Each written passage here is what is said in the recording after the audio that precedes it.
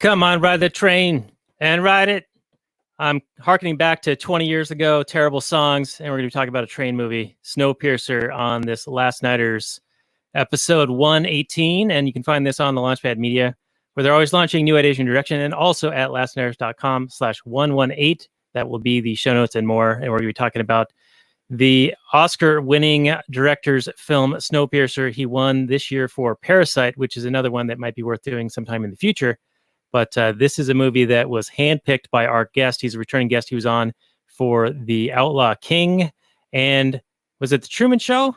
There's something else. It's Olof the Anarcho-Viking. Welcome back to the show, my friend. It's very good to see you here, and I appreciate you joining us. Oh, thank you. It's great to be back. I love your show, and it's an honor to be here. I was on for Spirited Away, the animated Miyazaki masterpiece that I thought very highly of, but you know, maybe a little bit lukewarm for certain other people.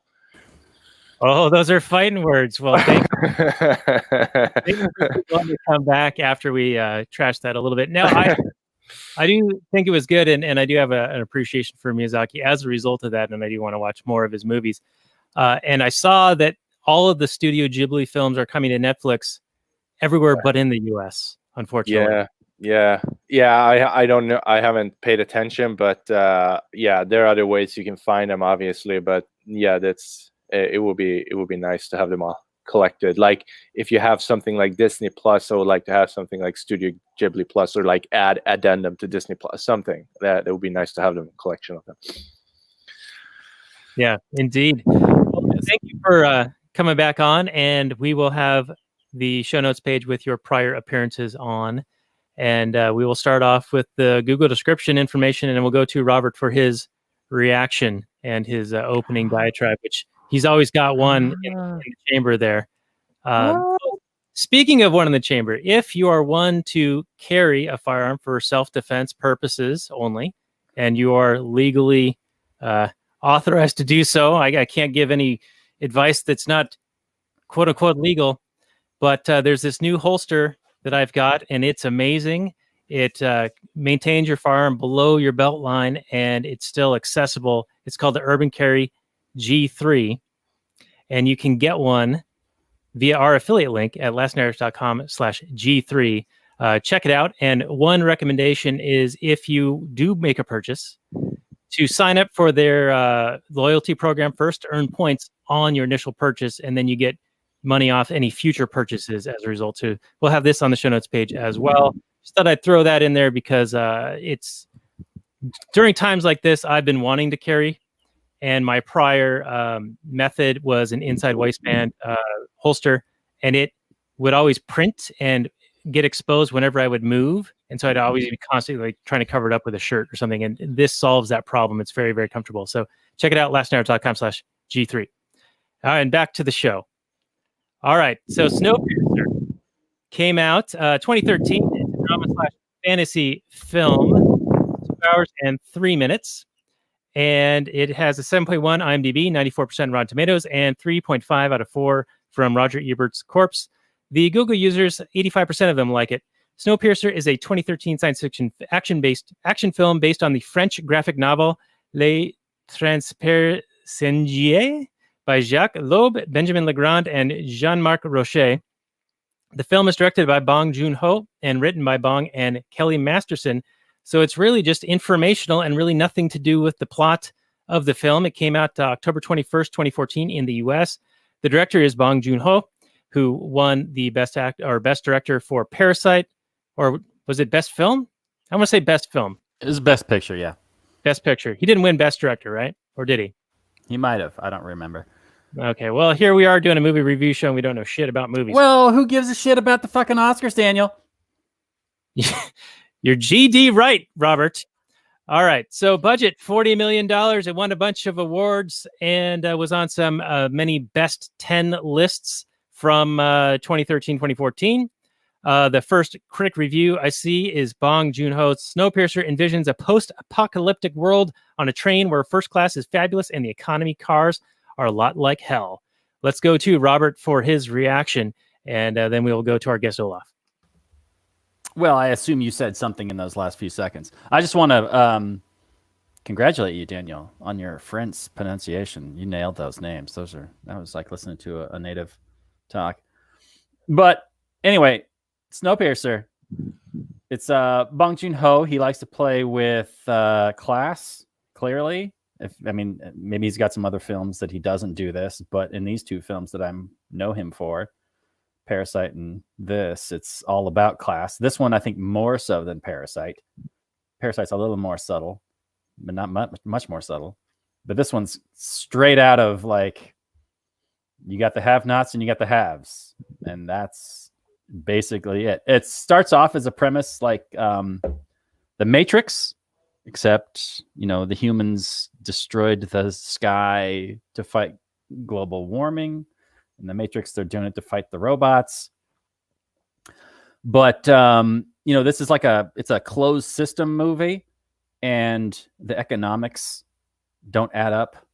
And I'm gonna have similar complaints to the episode, if you heard it, with the Village, M. Night Shyamalan's Village movie, where there's this closed system and the economics just make absolutely no sense. In this movie, it's similar. It tries to play a little bit of lip service to it actually making sense, but it really, really doesn't. They kind of hand wave it away with it being a train and saying it's stocked to the gills and there's like technology that magically saves everything. But I'll still have my complaints. But the movie features excellent direction, excellent acting, especially by the lady that played the glasses wearing lady. I don't know her name, but she was fantastic. Tilda Swinton. Swinton was fabulous. Sorry, I didn't remember your name, Tilda, but you were fantastic. You gave excellent, like, religious speeches, like really mythologizing the great train maker guy. It was really a lot of fun to watch, even for a second time. This is the second time I've seen it. First time I was just watching it as a sci-fi fan. This time I was watching it as like this ANCAP sci-fi fan. So I was really keying in on, the economics and then the statements of this socialist utopia or the communist class struggle that's really being sort of portrayed in this movie. Although I have an issue with that, and maybe this could be our first talking point. In the general class theory of communism, if I understand it correctly, the bourgeoisie basically suck off of the excess labor of the proletariat, and they really live high on the hog, really not doing a whole lot off the labor of the working class. And in this movie, you've got the high on the hog people, but they just happen to have bought a first class ticket. Maybe that's like a metaphor for being born into the upper class. But in this movie, the lower class people in the back of the train don't do anything. They're not really workers. A few of them do. There's a guy that maintains the machinery of the food making protein block thing. But everybody else just kind of lays around. So I don't think the metaphor quite works for the ultimate communist metaphor for the life. But I don't know. I thought that was a little bit strange. Like, wouldn't you want the upper class really living high on the hog based on the working class people in the back of the train just slaving away doing stuff?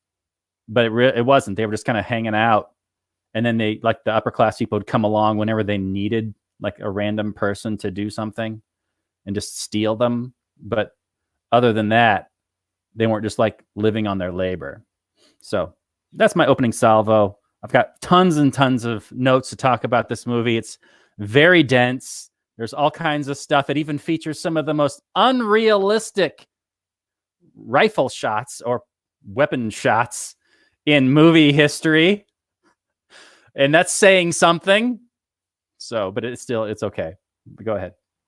All right. Well, yeah, I think that this is a can of worms of an episode or of a movie, of course. And I do think that you are right, that the critique of if this is supposed to represent communism and class warfare, it's sort of missing one of the elements, and that is the exploitation of the excess labor or the excess value. What's it called? What do the commies call that? The yeah, it's exploitation. Either you're taking this labor theft or value theft or something like that. Surplus value. There you go.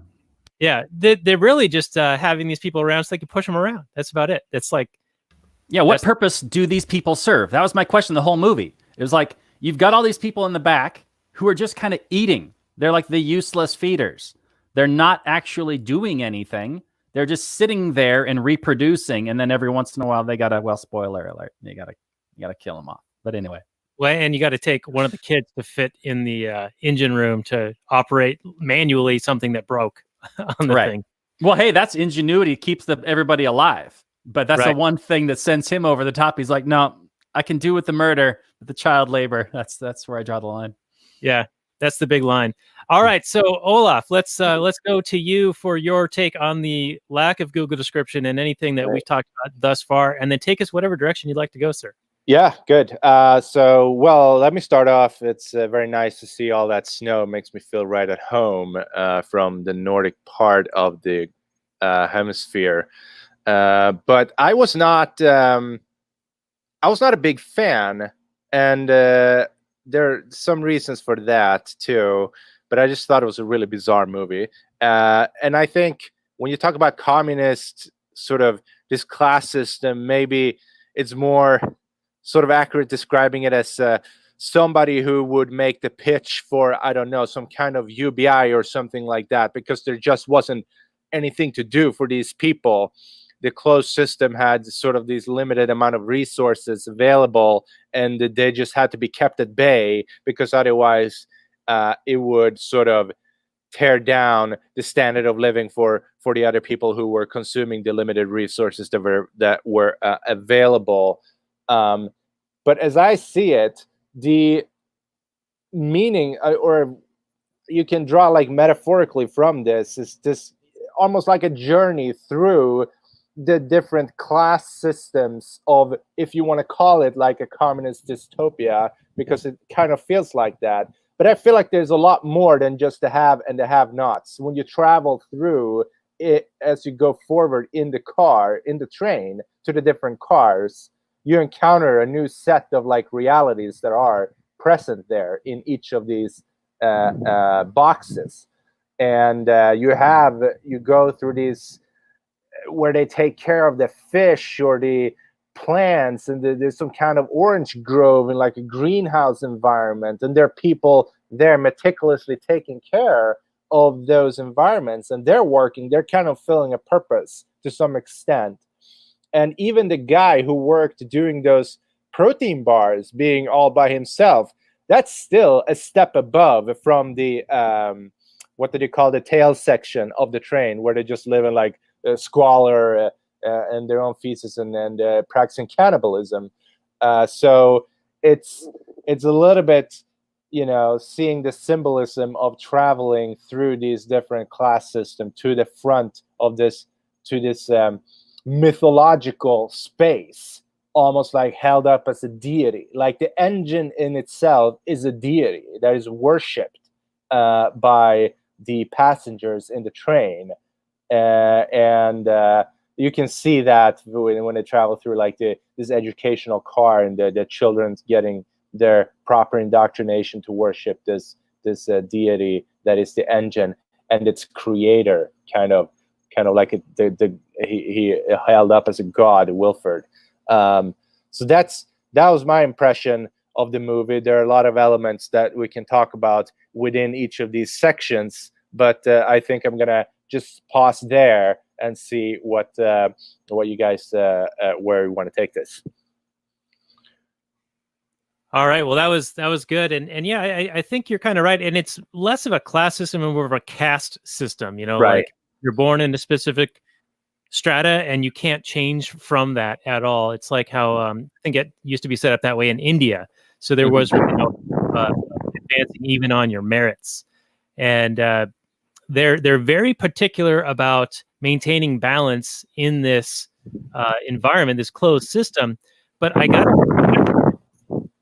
sorry, that's really loud.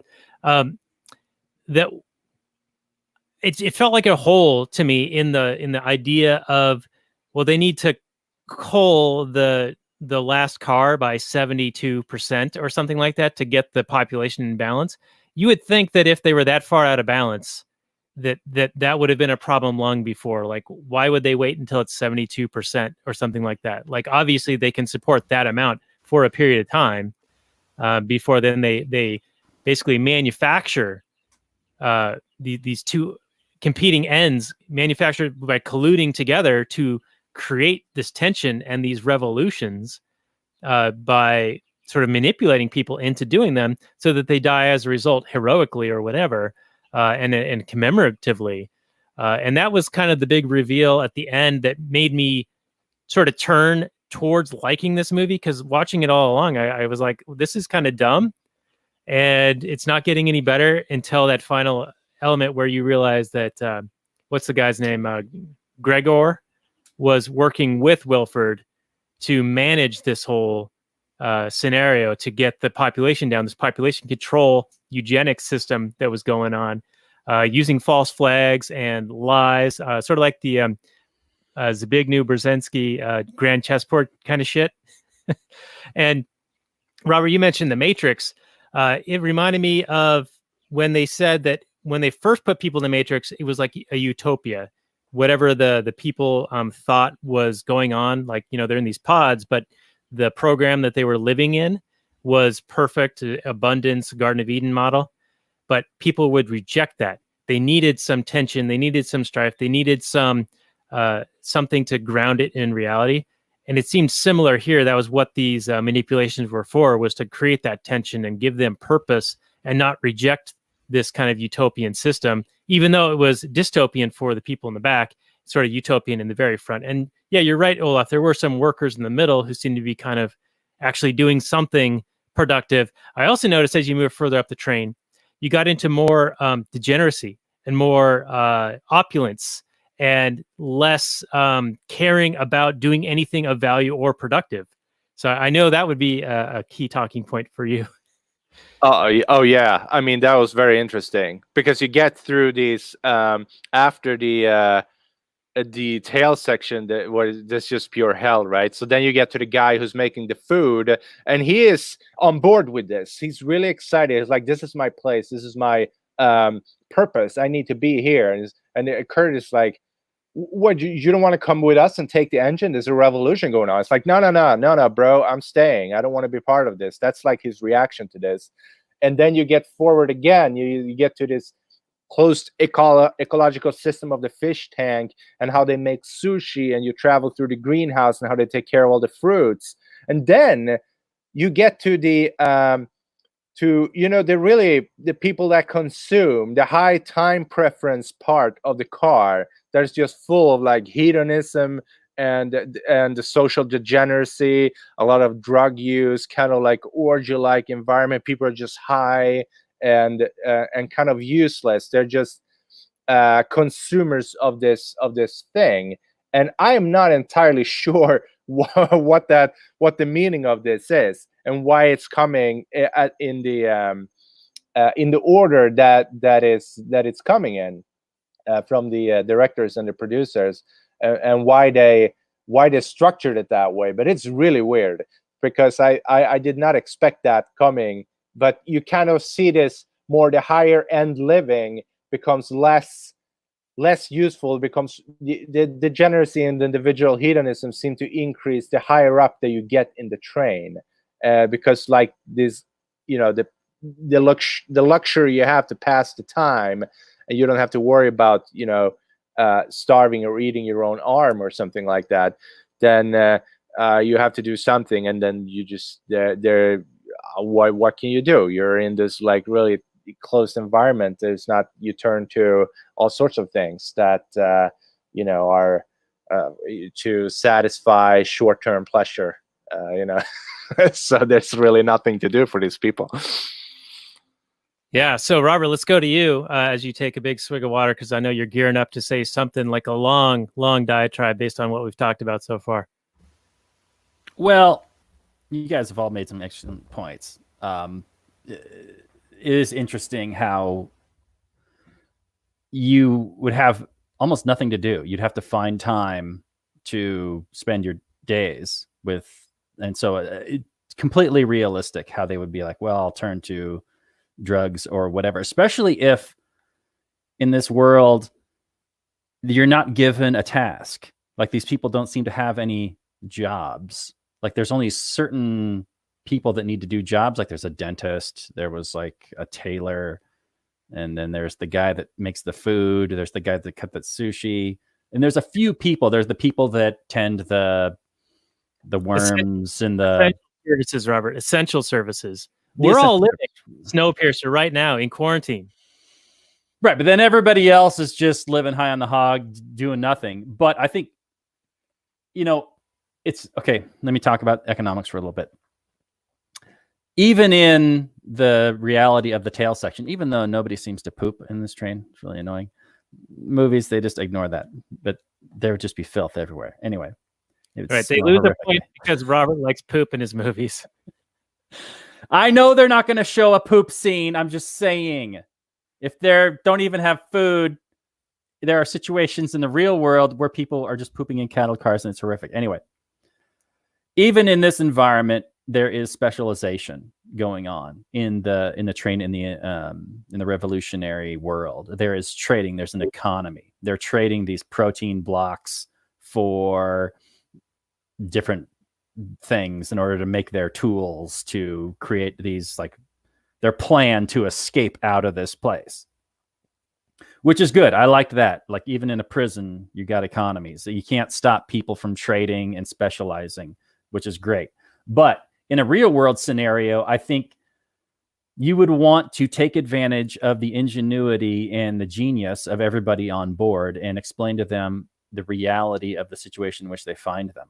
So in the animal world, and human beings are part of that world, we react to hard times, tough times, by not reproducing. We just don't. Same with animals. If there's no food around, population stays steady. They don't just like explode and whatever. I mean, that's just a good way to kill a bunch of kids. So the idea that you got this horrific situation in the tail, but yet they're still breeding like rabbits is a little bit ridiculous. But I think you would want to put everybody's ingenuity towards figuring out how to better the whole train, everybody in it. It seems like a real waste of brain power and ingenuity and just human minds to keep half the train just locked in this crappy cattle car in the back. You're only teaching like a few kids in the middle, and it's like propaganda stuff. I mean, maybe they're learning some science and whatever too, but who knows? But it's like one school car for like a couple of kids. I would be putting everybody to work. I'd have Wilford training everybody on engineering and science and figuring all kinds of crap out the best you can. You got nothing to do but sit around and learn all day. Of course, this is a movie. I understand that, but I'm just saying that in the real world, I think it would play out quite differently. I mean, of course, I'm not saying that there aren't wars and bullshit reasons of wars in the real world too, but China would have like this one-child policy, and that's of course horrific. But I think human beings would naturally understand the conditions they're in, and it wouldn't lead to this rampant overpopulation where, especially if you got these people that are not doing anything, put them to work, get them to do something. If they got nothing else to do, give them some books and they can read up on engineering and economics or whatever. You know what I'm saying?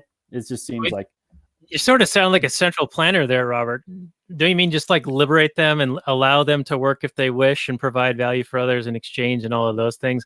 And I did like that they had cigarettes in there, and there were only 2 left, and so they were super valuable. And they ran out of bullets, or at least they thought they did, which was a convenient plot point, because then there was this show of force or menacing that wasn't backed up by actual live fire ammunition. So that was a key point in a lot. I mean, well, by the end, you don't know if that's like a manipulated thing. Like, oh, let's not have bullets in the guns and let them discover that so that they'll have their revolution. Because if they know that we're armed and actually have ammunition, then they're not going to rise up against us. And we need them to rise up against us so that we can eugenically kill 74.2% of them. Yeah, and the interesting point also here is that, you know, these soldiers that were pretty much terrorizing the tail section every day for a couple of times a day or something like that, they were pretty low on the totem pole. Like, they were sent out there on the battlefield to people who could potentially kill them without any ammunition at all, and they knew this too. So they were also very low in the hierarchy. Probably not much higher than the tail sections themselves. They were used as slaves, pretty much, by the upper class cars when they were doing the dirty work down at the tail section. But they had no way to really defend themselves. It was just a smokescreen, like the carrying empty guns. So you have to think about that one too. That they were not, you know, people who were high and on the power structure at all. They were they were just used very low. They're the thin blue line, Olaf. Yeah. That's right. Back to blue. Yeah. Underpaid, underappreciated, and doing the enforcement work for their political betters above them. Yeah. That, the other thing that it seems like this movie only works if you allow a lot of these contrivances. Like, one of the things that really kind of bugged me is that the guy who is the can open the gates, he was apparently locked up in this like sarcophagus thing, and yet he was aware of going over this bridge and this airplane becoming more and more exposed every time. I just don't know how that worked, because if he was locked up in this prison, how did he see out the windows to see that the snow was potentially melting or maybe blowing off of this airplane that was crashed down below this bridge? That part didn't make a whole lot of sense to me at all. I assumed that he got out. He wasn't just, I think that's where he slept. Did you took that as a prison? I mean, he was locked in there. It's true. I don't know if he was just serving some time. They said they were going to break him out of this prison. That was like part of their plan. Yeah, it seemed also like the prison was a step higher up than the tail section itself. It seemed like there was more pleasant to be in the prison than it would be in the tail section. First of all, just want to point that out, which is totally absurd. But yeah, I didn't. You're right. I did not fully understand how he could have known that, unless it was just assumed that he wasn't always in that box and that he had somehow seen this reality on the outside before. Well, I'm glad you had little nitpicks, Daniel. Let me go off on a tiny little science rant. It's not the biggest deal in the world, but it bugged me, so I'm going to talk about it. What are you going to do? It's a perpetual machine engine. Fine, just wave it away as science for the engine to work infinitely, except you need little hands to repair it or whatever. But I had a big issue. Well, not too big, but it was in my mind the whole time I'm watching this film. The second law of thermodynamics says that in a closed system, the entropy in a system will increase, which is entropy, like the usable energy will increase. And it's not a completely closed system, this train. There is sunlight hitting it. But the vast majority of energy would be gone. Like, I mean, I know you're just waving it away, science, saying that this train is like immune to cold or something. But those windows would leach heat like crazy. Just the overall metal of the train would get cold and would leach heat. And eventually this thing would be a moving, just a frozen popsicle. Not only that, but who would be repairing the tracks? The tracks. If the world is so freezing cold, that those tracks are going to get brittle. And tornadoes, gusts of wind, are going to put some pressure on that stuff. And I mean, we eventually saw an avalanche, but the idea of a world free of repairmen, I'm sorry, it just bugs me. It's just not realistic. All right, and let's also talk about the hubris that opens this thing, that they got to fight global warming with the chemtrail bioengineering shit. This what's it called, CW7, and all these experts agree, yeah, this is going to solve our problem and cool the earth. And oops, I must have put the decimal point in the wrong spot. I always do that. I love how they fail. I love how that's a big failure. It warmed my heart a little bit, you know, that these people who are the know-betters and who think that, you know, top-down approach and they know everything what we have to do in order to, you know, tax ourselves to change the climate, and they just failed miserably. I thought that was actually the greatest part of the movie. It's just a big failure of these people who think they know everything. Yeah, I did enjoy the central planners trying to save everybody, destroy everything, and then a private actor actually saves people with this train idea, the crazy train idea that would never get past Congress or whatever. It would never be funded. Maybe as somebody's weird little pet project, but it took a private actor to actually keep humanity going. That's right. All right, so here's my question to both of you, and I'll go to Olof first. Is Wilford really the bad guy? Or are those people in that final compartment only alive because of his benevolence? And they're thankless. They hate him for keeping them alive. Oh, yeah. No, I mean, in some instances, you have to look at these people in the condition that they're living, right? And think maybe, because you don't find out everything from the beginning. You find out later on that, you know, these horrific things that's going on in cannibalism and people cutting off their limbs and eating babies and just like, yeah, no, I wish I would have been dead. I do not want to live in that kind of reality. But at the same time, it's, you know, Wilford, who is basically God in this movie, who had mercy on these people and took them in, right? It's only at his mercy that they are alive. So you can see it both ways. But looking at these people, I say, well, no, I mean, maybe I would rather just be dead than living under those conditions. And but at the same time, he's the only reason why they're alive, because he was the one who built the train. So. Yeah, I'm wondering what the terms of the contract were when they initially boarded the train, right? Like, did the low rear passengers understand that they would basically just be standing room only, cattle car style, no guaranteed food or anything like that? Or, you know, what are the terms, or what I would want to know in terms about that? Does Wilford have any kind of duty to feed them? I mean, he obviously did eventually. Maybe it wasn't originally in the plan and they had to make this perpetual cockroach grinding machine with this infinite supply of cockroaches that they get from somewhere. I don't know. But yeah, I don't think he necessarily owes them anything unless there are terms. I mean, I know I know Dave Smith likes to use the analogy of, you know, a hot air balloon. Like you bring a guy, you sell a similar ticket on a hot air balloon, you go up to the top, and then you're like, okay, hot air ride's over, get out.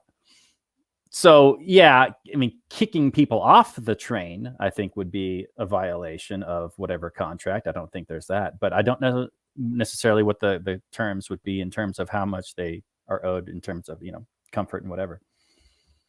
Yeah. Now, did you guys take it that this was an ark that was built because the Earth was cooling rapidly, and so this was a last-ditch effort to kind of save humanity? Or was this like a pre-existing tourist oddity that existed, and then people happened to be on it when the Earth froze?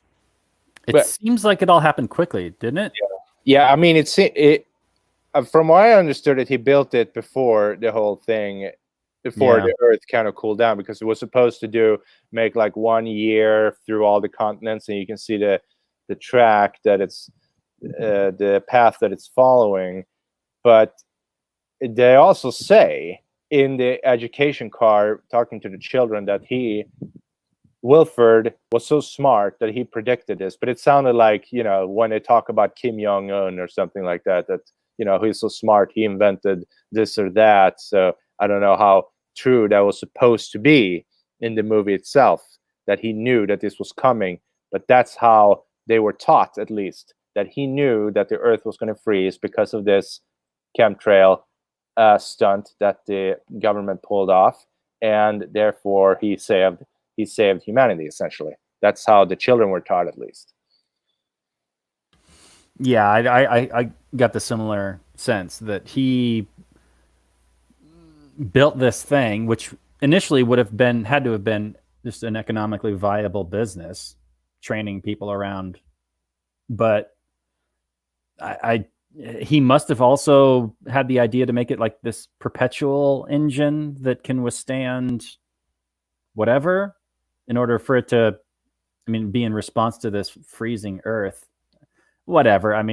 We're poking all kinds of holes in the premise of this film. It's less about the science and it's more about the humanity, which I appreciated that. Yeah. But I can rant about the economics if anybody wants me to. Yeah. I can rant more. Yeah. Where did they get all the supplies? It seems like, also, what was weird to me was the water supply thing, because they said, okay, so this thing, they have this machine that turns this snow into water, but then you have that would mean that you have absolutely no scarcity at all. That, like, there's all this water that should be coming in, and yet you wouldn't extend this unlimited resource to these dirty portions of the car. What about things that could spread to forward in the car? It seems like if that was the case, that the water came to be the way they were explaining, that would mean that there would have been no scarcity of water, in my view. So that was kind of weird that they couldn't even, host those tail section people off once in a while. It would have been nice. Yeah, and then how did the tail section people, I don't know, look like not emaciated? Like Captain America. He's a pretty buff dude, and I know they tried to like cover that up a little bit in costume and whatnot, but he's still a big dude, Yeah. And if you're eating just these protein bars and lazing around otherwise, I don't think you're going to be in the greatest of shape. You're gonna be like me in quarantine, not being able to work out because I got chickens in my office, and getting a little roundy in the rotundy. And those protein bars better have like vitamin C, D, and A, or else you're going to have all kinds of health problems. Oh, they better have vitamin D. They never saw the sunlight. Yeah. People, oh my goodness. Like, first time they come out in this car after they break through, first one, and they're just blinded by this light that's out there. You cannot survive like that without any production of vitamin D. So, yeah. Yeah, so all they had to do was just let these people die of scurvy. They didn't need to foment a revolution and do those wag the dog manipulation stuff. They just, or they could have just stopped feeding them. Or cut the car. Yeah, like if they're serving no purpose other than to give you young that you can then extract to maintain the equipment, but couldn't you just get first class people have babies? Yeah, babies. You can't take their babies, I guess. Well, those are better babies. It's true. But they can, if they were like infertile or something, and they're like, that's why we got to do it. That makes more sense. But it just seemed like the rear class people just served no purpose at all, other than they bought a ticket. But why not? Whatever. All right. So I have another thing that I thought had some meaning. And that was when Captain America is talking to the John Hurt character, which is named Gregoire, something like that. He says, we need to seize the engine, which is the means of production, and kill them, the bourgeois. And the old man should own the train, not Wilford, because the old man worked on the train. So it's not the person who owned the equipment. It's the person who used the machines to produce something who should own it. This is the total like communist argument for the workers seizing the means of production and the workers providing all the value. Well, even though they didn't do anything, what did they do? If anything, Wilford worked on the engine, at least, and the kids owned it more than Gregor or Captain America. Yeah. Yeah, and that's if you even presume to accept this notion that because you push the buttons, you own the piece of equipment. Yeah. How about the guy that invented it, created all the capital required to build the thing in the first place? I went to the grocery store and moved some boxes around and put them in place. Now I own the store, right? I mean, that's how it works. It is absolutely insane. You're right. I did catch that too, but it was so like, I mean, it was so blunt and obvious the way they did it, and I think it was intentional too. So, yeah, I mean, I'll agree with them as far as you own the product of your own hands, and what implements you own to create things. That's the value you have, and you're more than able to offer that value to others in exchange for a wage or for selling the product of your labor. And I'll add, you should be entitled to the full amount of your labor that you sell it for and it not be taxed away from you. If anything, they should be against the obvious theft of the tax man on the back end taking 30, 40, 50% of your labor, not the front end where somebody's providing you with capital that they've saved for and invested in to make you far more productive than you would otherwise be. Their disdain for people who are screwing them is totally misplaced. The rich or the capitalist class are a scapegoat, a red herring to the political class, who are actually the parasitical. Yeah, no, I agree. And in this movie, it was more like you didn't. In some rare instances, you got to exchange a slightly more comfort for your labor. Like the guy who was taken to play the violin, I suppose he had a slightly more comfortable existence in the front of the car, playing a little bit of violin every day for the upper class over there. And the guy who moved out of the tail section to produce those cockroach protein bars, I suppose he also maybe had a little bit better of an existence. So yeah, no, you're right. Yeah, and the other thing that all of those guys that got taken out of the back class or the back car and then brought up to do other work, even the kids, seemed to be so brainwashed. Like they were like, this is my mission now. I cannot be distracted from my mission. It was anyone who went to the front and did work. It was the violin guy. It was the bug protein bar guy. And even those kids wouldn't respond to anyone who they even knew saying, hey, don't go in that thing. Come over here. No, they were like totally like zombified and going and doing their job. And I wonder if that was intentional and meant to be like some kind of message in this movie, is like some kind of meaningful demonstration of something. I don't even know what it capitalist slaves are zombies and we don't even realize it. That sort of a thing. Yeah, something like that. And I also want to ask, who throws a shoe? Which I thought was maybe a play on that Iraqi reporter thing. Yeah. And how they responded to this guy throwing a shoe after they took his kid and beat the shit out of him. He throws a shoe at this lady, and then they freeze off his arm and shatter it with a fucking sledgehammer. That was brutal. My wife was wincing at that one. Oh, that was nasty. That was just awful. Yeah. Probably the most disturbing element in the entire movie, even more so than the axe battle, because you didn't really see much of what's going on. That was really disturbing. It shattered like pieces of glass. Yeah, it was also like a distraction, I think, because you see them treat this guy this way and cut off his arm, and then you see other people missing limbs, and so you're led to believe that all of these people have been similarly punished for insubordination. But it's revealed later that no, those people actually offered up their limbs cannibal style, like that movie, the Argentinian soccer team that crashed, Alive, where they're eating people. Oh yeah. So it was like a misdirection, I think, on the part of the plot. Yeah, for sure. At first you think these were people that have been punished. Then you find out, no, the actual reason is much more horrific. Even, well, it's all horrific, but yeah. So What do you guys think of the Wilford character? Got this Malthusian argument that things need to be in balance, that the train is this closed system, and if things get out of balance, they have to be put back, and crashes and burns, and we all die. So, you know, we I think people are familiar with Avengers Endgame and Thanos, who's also makes a similar Malthusian argument that there aren't enough resources for too many people. Now, I mean, Thanos is retarded because, you know, you've got all this innovation happening and it doesn't take into account innovation. I think in this case, Wilford has a little bit better of an argument, at least in the world as presented, in that there really are limited resources. I mean, these are people that have been eating like the same cows and chickens for like 17, 18 years or something like that. They still have all these chickens.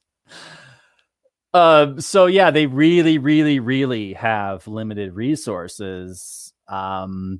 Of course, it doesn't justify you straight up murdering them, but I guess then they just foment this fake revolution and then people murder each other and you can just wash your hands clean. Harris makes the argument that humanity devours one another without leadership when he's trying to get Captain America to take his place. And then they actually have a case of that in the movie where Chris Evans is about to eat this baby, but then the old wise guy is like, no, don't eat the baby. Here, I'll show you a better way. Eat my arm. There's leadership for you. And then he's like, whoa, it blows his mind. I would argue that leadership can be good or bad. Political leadership, you're not going to really get wars without political leadership, without religious leadership. Leaders enforce anti-human laws and regulations that lead to murder, kidnapping, theft, poverty. It's a human trait that can be used for bad or good, but I wouldn't say that humanity necessarily devours one another without leadership. I think people can live perfectly peaceful lives according to serving their own best interests. Yeah, and it depends on what they mean by leadership. I mean, do they mean political leadership or a deity like Wilford is treated in this movie, or just someone who has leadership qualities that helps others better themselves, direct themselves into being more productive and providing value for others. I mean, there's leaders in many different areas. There's voluntary leaders. There's people that you choose to follow and choose to work with or work for, like get back to the capitalist exploiter. Some people are dickhead bosses and other people are great bosses and they're providing you great opportunities. And they're helping you and improving your productive abilities. So, yeah, I think it really matters on what they mean by leadership. I think in this film, they're basically saying that you need some kind of a figurehead who is worshipped or has a almost totalitarian control over the system. Yeah, it's kind of a strange argument, though. It seems to be making the communist revolution argument that the capitalists are all evil.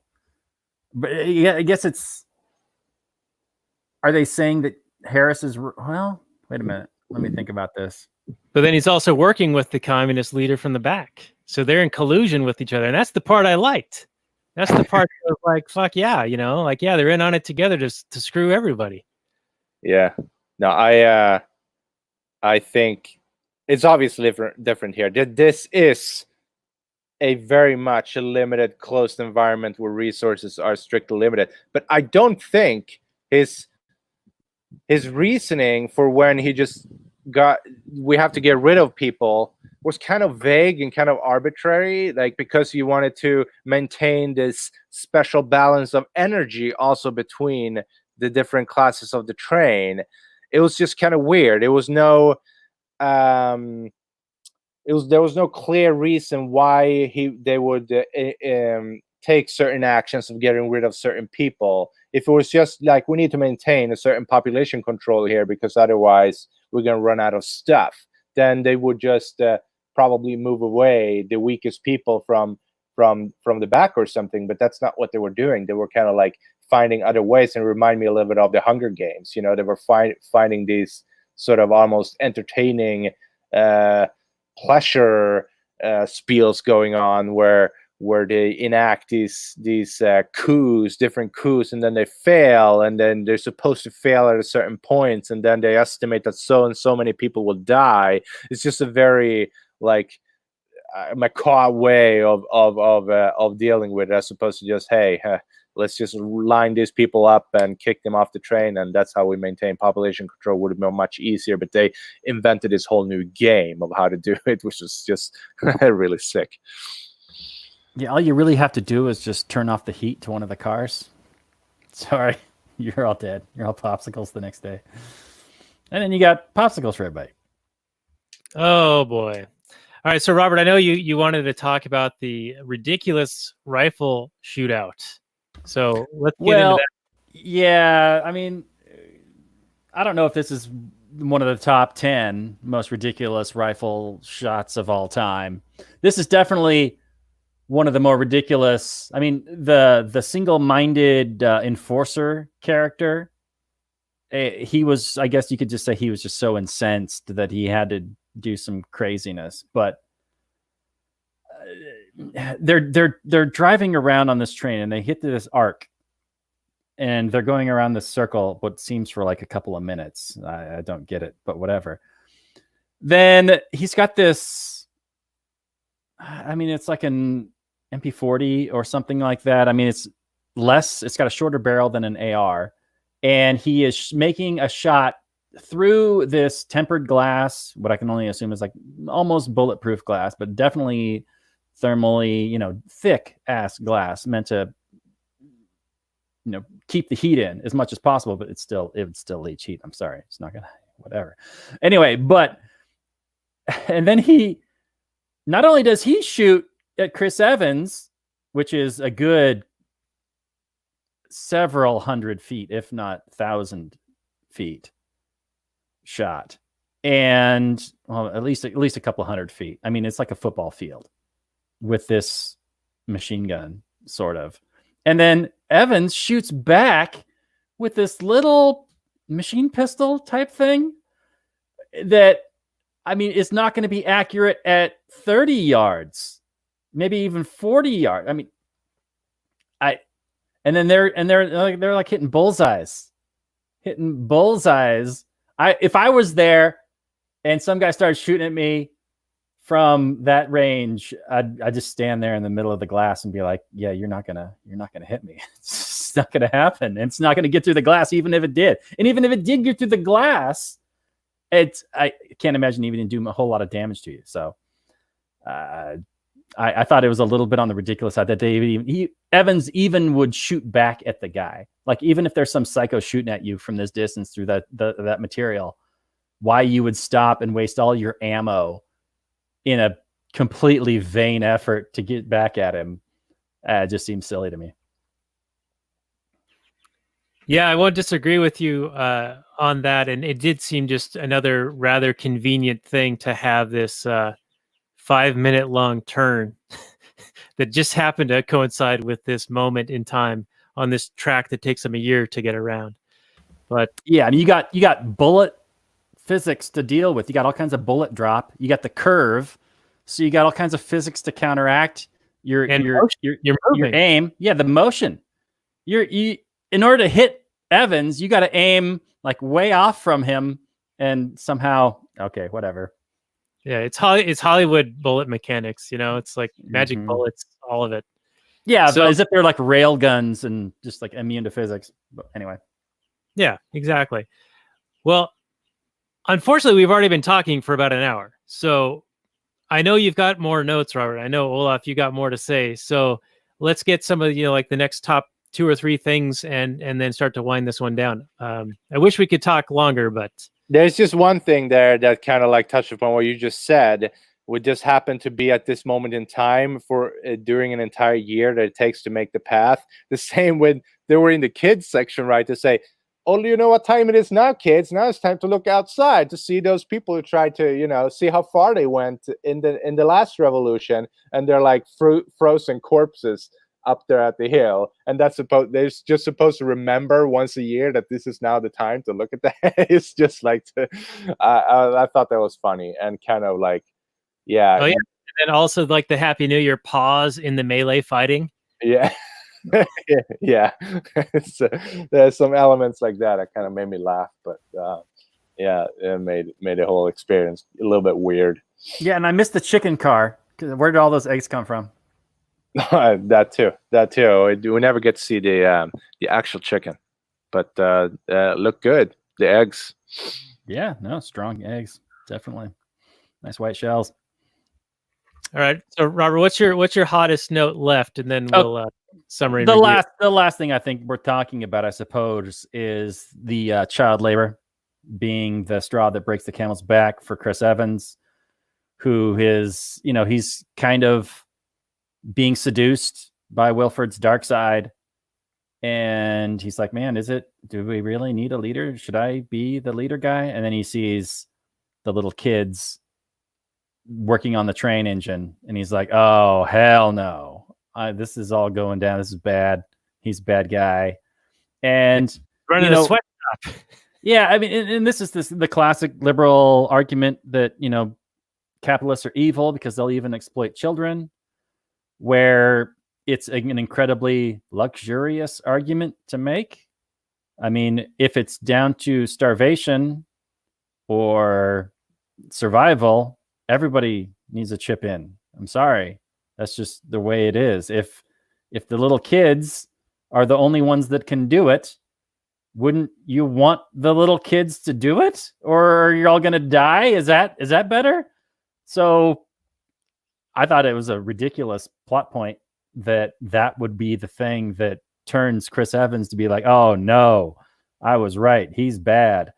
It seems like a reasonable thing. Of course, he kidnapped the kids. He didn't be like, hey, we need the kids for this specific thing, and here's why, and bring the parents up to see the problem, and, you know, really involve everybody and teach everybody what's going on. He just kidnaps them. Yeah, of course, that's evil. But child labor isn't the most evil thing. It's not like parents don't love their children that have them employed. They need them to work in order to survive. Anyway.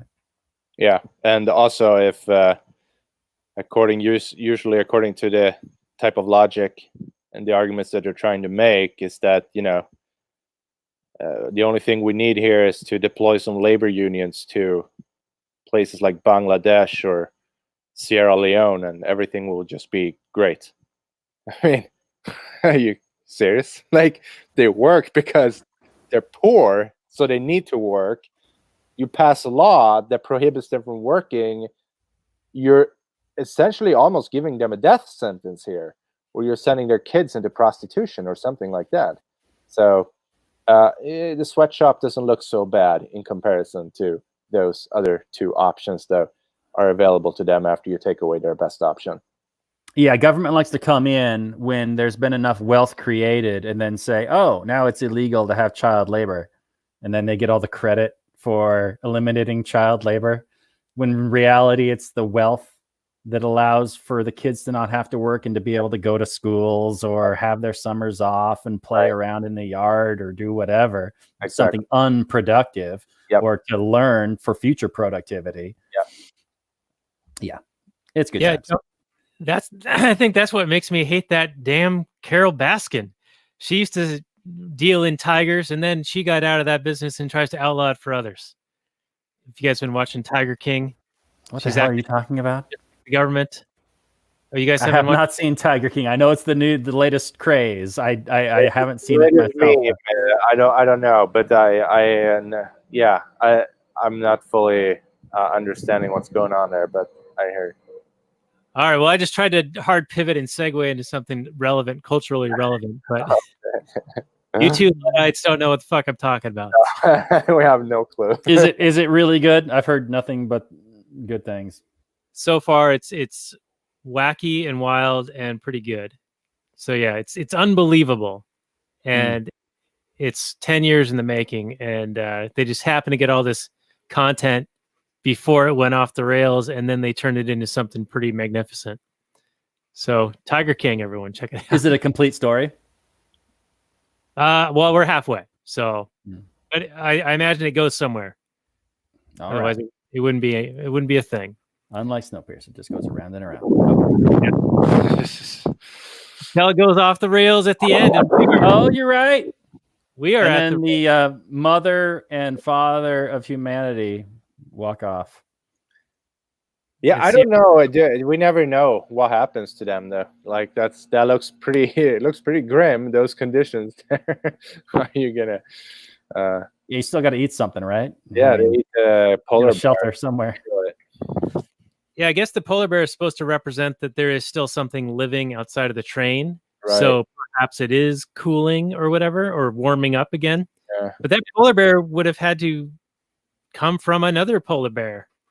You know, it's not just going to spring out from the snow like fully formed. So things were alive the whole time. Yeah, they must have been, right? Otherwise, yeah, they're not everything was extinct.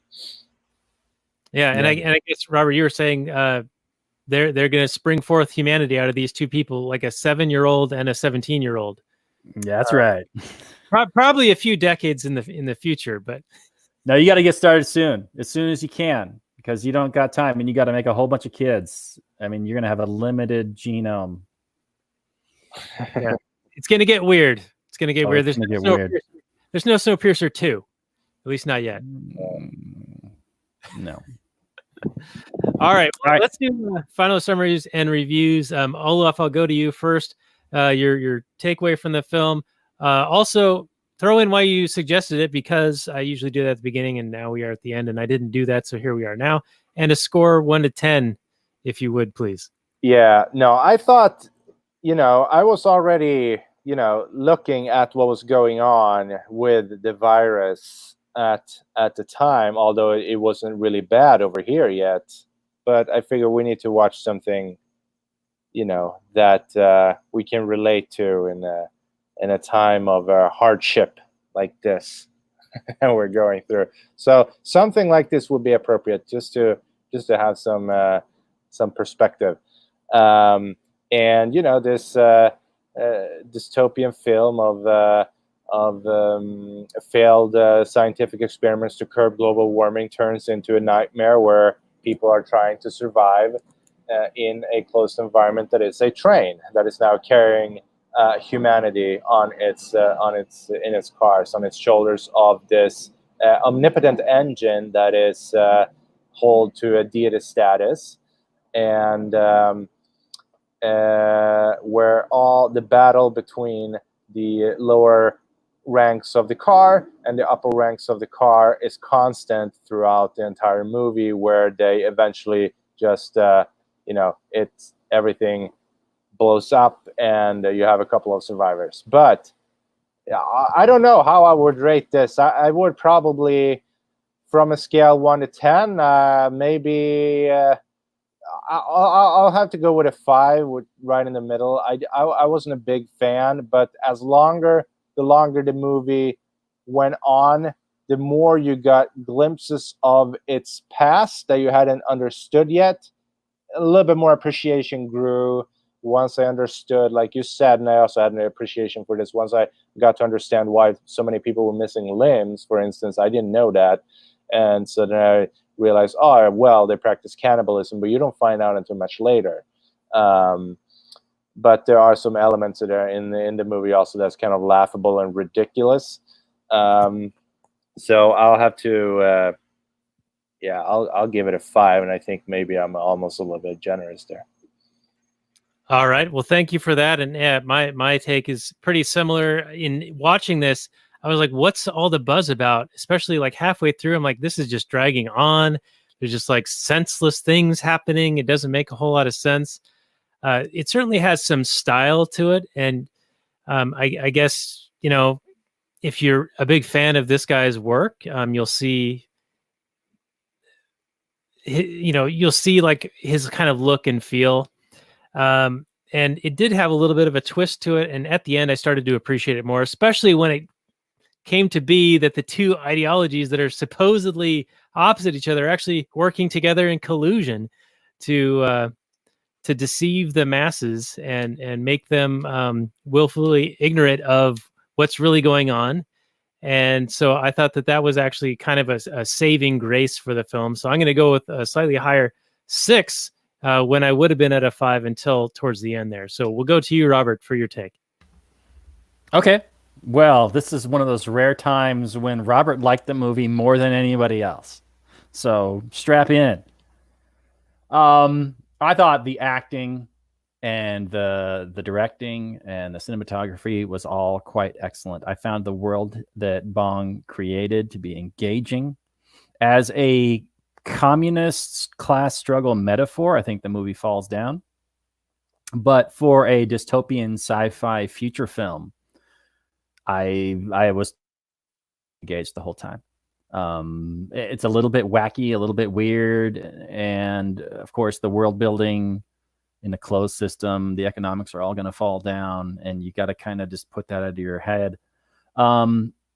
It didn't go for the romance angle, which is usually a good way to engage the heart, but it still had a whole lot of pulled on like sympathetic heartstrings with all the horrors that the main characters were having to deal with. Of course, the villain is the heartless evil capitalist trope, which we've never seen that in a movie. Even though they all owe him their lives, it's kind of annoying that even though he has literally, no debate about it, improved their lives, they all hate the guy. Now, of course, he does evil stuff, but they don't appreciate the things that he has done for them, like create this train. Now, of course, all the horrors that they have endured, they're like, well, I would probably rather be dead. But clearly they don't. There isn't like a massive suicide problem. So, yeah, things could be better. But just because a thing exists doesn't mean somebody owes it to you. Yeah, there's, humanity, and it sucks. And it's nice to be a good person and help each other out. And they would all be in that together in a real world situation. All these people would be in it together, living on this little train in this little bubble. And you would want to work together to figure out all the problems that beset you. But instead, they went with a world where all the problems are taken care of and all the problems are human made, as opposed to, environmentally man versus environment. It's man versus man sort of environment because, it's a closed system. They don't have enough food for everybody, but it's essentially man created problems. Anyway, I thought this was great in terms of just pure visual storytelling and sci-fi entertainment. So I would give that like an 8. But since it's like a metaphor for communist class struggle, then that's more like a 6. So I'm going to split the difference and say this is a 7. All right. So not too far off. Go 5, 6, 7. Not too bad. It's like a place order for, the back half of a horse race where we're all the losers. But that's okay. We're all losers right now, being in quarantine and shutting down the economy and destroying all the productive value that could have been made otherwise in the last month of March so far. And it looks like we're on our way to another month in April and potentially May. Wait, are communists happy about all this? Because then there's all this labor that isn't being exploited, right? Yeah, they should be all very the workers happy. aren't being exploited. There's lines. There's lines now, bread lines to get into stores. This is all good times. There's a scarcity on the shelf. We're living in the communist utopia right now. We didn't even know it. It's a little bit of a test run. A little bit of a test run, at least. A little taste of what is to come if you actually end up in the Are you guys enjoying your 30-day free trial of communism? Yeah, exactly. Well, Olaf, thanks for coming on, and I hope you can stick around for a little bit longer for Kathleen Turner Overdrive. I know it is late for you, so we will try to not make it too late, but also enticing enough for people to join us there and pay us some dollars while they're still worth something, even though like $6 or $8 trillion just got generated out of nothing. So I guess get your cash while you can and use it for something good. Maybe helping Thomas Massey get reelected. He did a baller move this week, trying to at least get people to put their name on this monstrosity of a vote for this stimulus package. So that was a very noble effort on his part. He was the lone dissenter to actually say anything contrary. So he's earned a few big kahuna points from me. Mm-hmm. He was just on Dave Smith's show, so I would recommend checking that out. And I'll put a link to that on the show notes page because I think it is really worth hearing what he has to say. I think he had something relevant there. So anyway, we will be back next week on an Easter egg hunt, Robert. We're going to invite back the Anarcho Christian and do another Easter movie. Ooh. We did Passion of the Christ last year, right? The Passion of the Christ last year. Us two atheists were on for that with him, and it went pretty well. I was a little nervous going into it, but I thought we handled ourselves pretty well. And this time we're going to be doing Richard Burton's classic, The Robe, which I had not heard of until he said it. What's that? So, it's a epic masterpiece. Classic, you said. Classic masterpiece, Daniel. How could we? Neither one of us have heard of it. Olaf, have you heard of this thing? I've not seen it. I've not seen it, so I cannot speak for it. Yeah. Everyone go out and see it. So when was this thing made, Daniel? Late 50s or early 60s. Richard Burton, Elizabeth Taylor's husband. He's The Robe. The Robe. It's called The Robe, and we've got access to it in our Voodoo catalog. So check it out. It's probably 3 or 4 hours long. So great. One of those. Suddenly, you got anything to do? Come on. Quarantine time. Can we also watch Cleopatra and Ben-Hur and the 10 Commandments at the same time? Back to back to back to back. Yes. Perfect. But we're only going to talk about The Robe. So that's what we're going to do. Complete. That's what we're going to do next week. And hit us up on Patreon. You can find the show notes more for this episode at lastnight.com/118. We'll have all of Olaf's previous appearances, Spirited Away, and the Outlaw King. And we'd love to have you back again in the near future. Whatever you'd like to talk about, it's always a good time with you. Yeah, great. Thank you so much for having me. Yeah, thanks, Olaf, for sure. All right, so we will say goodnight from last night, everyone. See you next week as we talk about The Robe. And stay safe out there, everyone. Wash your hands.